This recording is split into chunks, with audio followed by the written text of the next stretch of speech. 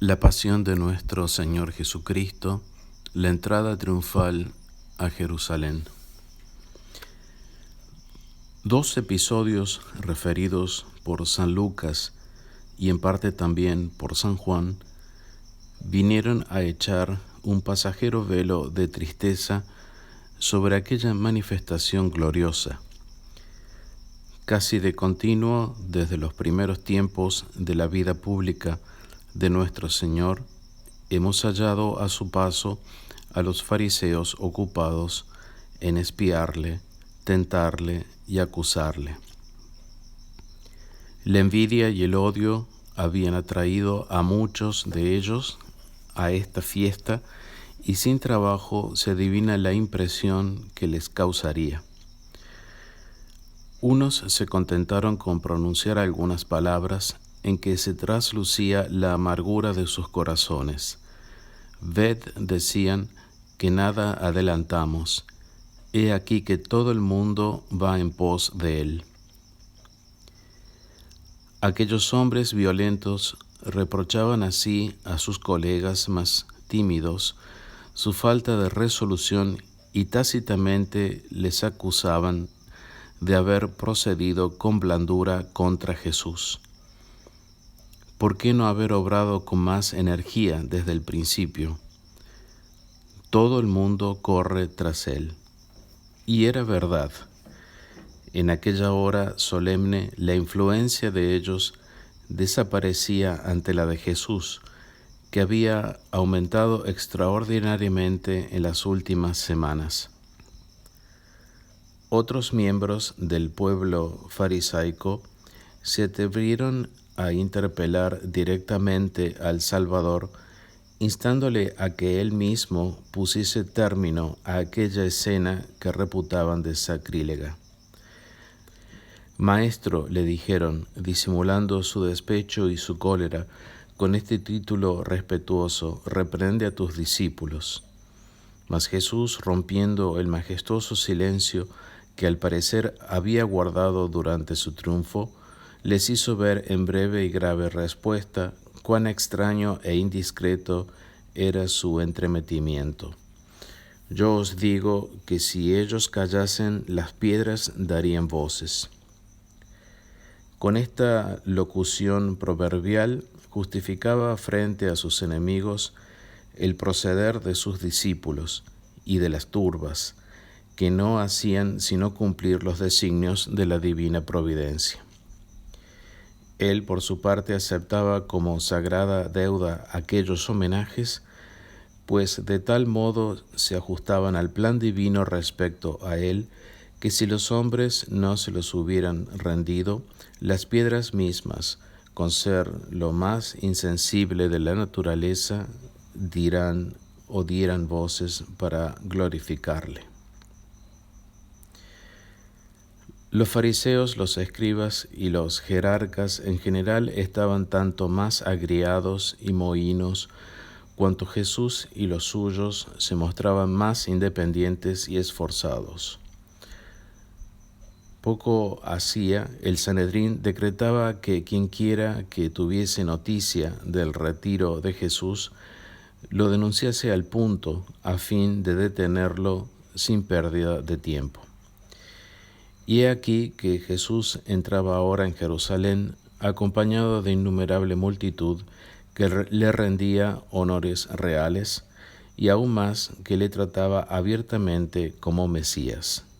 Qué rabia la de aquellos corazones homicidas. El segundo episodio es profundamente patético. Al contemplar Jesús la espléndida ciudad a la que ya se acercaba la procesión, se representó toda su historia. En lo pasado, historia de ternísimo amor de parte de Dios, que había colmado de beneficios a la capital de su reino.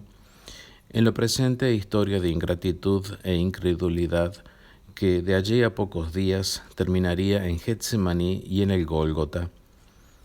En lo porvenir, historia de terribles pero justas represalias del cielo, pues no más de 40 años después, Tito establecería en el Monte de los Olivos el campo atrincherado desde el que asediaría a la ciudad mientras llegaba la hora de tomarla por asalto. El Salvador, conmovido a la vista de cuadros tan trágicos, dando lugar en su alma nobilísima a dolorosos sentimientos que él, cual ningún otro, podía sentir en pleno triunfo, prorrumpió en sollozos. Después, dejando rienda suelta a su dolor, describió patéticamente la funesta pero merecida suerte que para en breve plazo aguardaba a la ciudad culpable. Ah, si tú conocieses siquiera en este día lo que podría procurarte la paz, mas ahora eso está encubierto a tus ojos. Vendrán sobre ti días en que tus enemigos te cercarán de ti trincheras y te pondrán cerco y te estrecharán por todas partes y te derribarán en tierra a ti y a tus hijos que están dentro de ti y no dejarán en ti piedra sobre piedra por cuanto no conociste el tiempo de tu visitación. A través de estas líneas se lee toda la angustia que oprimía el amante corazón del Salvador. Pero ¿por qué no entendía Jerusalén la gracia especialísima de conversión que se le ofrecía en aquel día mismo con el esplendor del triunfo de Jesús? ¿Por qué se obstinaba en cerrar los ojos a la luz? Ocasiones había tenido de reconocer a Jesús por su Mesías y su Redentor. Esta que ahora se le da será la última. Si rechaza este postrer beneficio, todos los males descritos en la profecía caerán irremisiblemente sobre ella. Y lo rechazó, oh dolor, y todo se cumplió a la letra. A la bondadosa visita de su Salvador sucedió la visita terrible de su juez. Este vaticinio de Cristo es maravilloso no solo por las desventuras que predice, sino también en el aspecto literario. Las proposiciones de que se compone son cortas y vibrantes, y están simplemente unidas por la conjunción y. La repetición enfática del pronombre tú da más vigor al pensamiento. Difícil fuera describir en términos más claros y precisos la ruina ya irrevocable de la capital judía. Qué contraste entre la majestuosa y elegante ciudad que Jesús tenía entonces a la vista y aquella otra de la que traza pintura tan triste y que se cumplirá a la letra. Después de una breve pausa, el Salvador volvió a emprender su camino y acabó de bajar la vertiente occidental de la colina. Pasó luego por el cauce casi siempre seco del Cedrón y entró en la ciudad precedido de centenares de peregrinos que sin cesar repetían sus aclamaciones. Jerusalén estaba a la sazón llena de forasteros que para asistir a la fiesta de la Pascua habían llegado de todas partes de Palestina y del Imperio Romano. Al ver aquel inesperado cortejo, les sobrecogió una agitación violenta.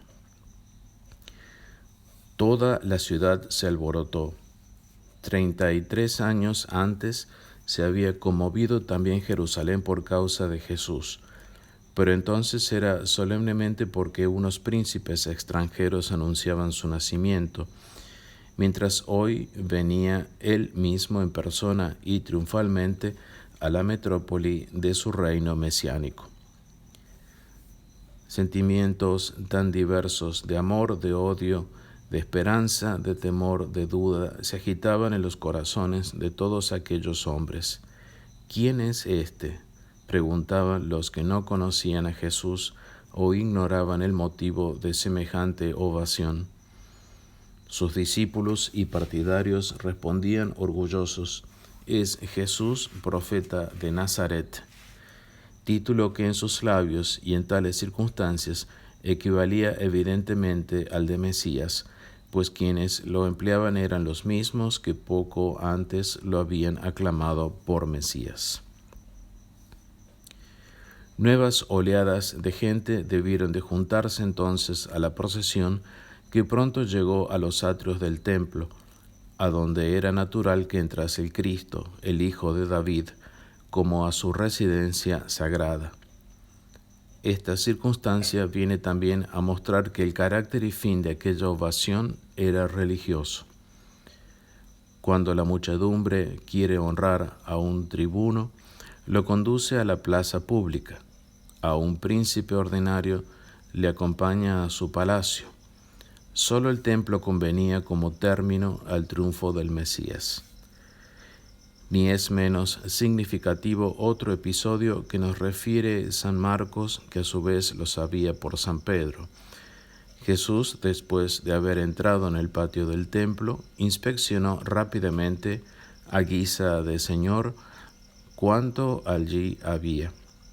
Luego, mientras la turba se iba dispersando lentamente, como era ya tarde, volvió a Betania con sus apóstoles para pasar allí la noche. Su fin estaba conseguido, pues no había ido entonces al templo para orar o para enseñar, sino para entronizarse como Mesías Rey. Así acabó aquella gran jornada única en la vida de Jesús. ¿Cómo pudo ser que 5 días después, el que había sido recibido con tantas demostraciones de fe y de amor, fuese conducido ignominiosamente por las calles de la misma ciudad al sitio donde había de padecer un suplicio atroz e infame? ¿Cómo conciliar estos dos hechos contradictorios, los hosanas del Domingo de Ramos y el crucifícalo del Viernes Santo? No es difícil conciliarlos en términos generales si se piensa cuán tornadizo es el favor popular, por lo que ya los romanos decían que la roca Tarpeya está cerca del Capitolio. Pero además de esta explicación general, desde hace mucho tiempo se ha dado otra particular y más exacta de este triste problema. La muchedumbre que aclamó a Jesús en su triunfo de un día no era en conjunto la misma que luego pidió su muerte.